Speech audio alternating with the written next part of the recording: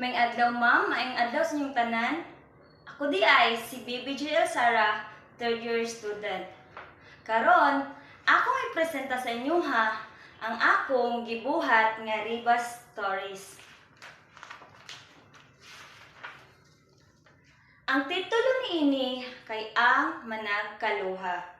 Sugilanon ni Dr. Felipe C. Mantos. Gidibuho ni RPGR Cabornay. Si Imelda adunay kaluhang anak. Ang pangalan niini kay si Carlo o si Carla. Pareho sila nagiatiman sa ilang mama Imelda. Ginapainom og gatas, ginapakaon og sakto, ug ang ilang pagkaon usab mga masustansya. Pero dili pareho ilang hitason. Mas taas si Carlo kay kang Carla.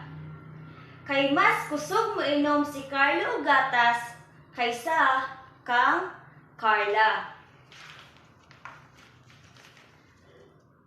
Nakahinumdom iyang mama Imelda nga hapit na ang birthday sa kaluha.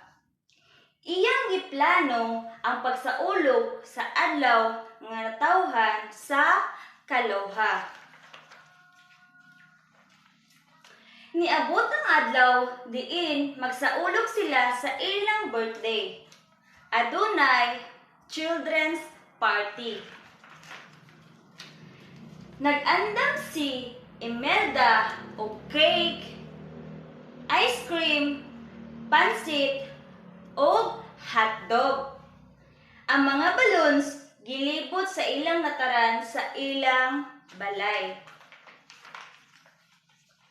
Malipayon kaayo ang magkaluha kay daghan kaayo ang mga bata ang itambong sa ilang birthday. O katapusan. Mao lang to og daghan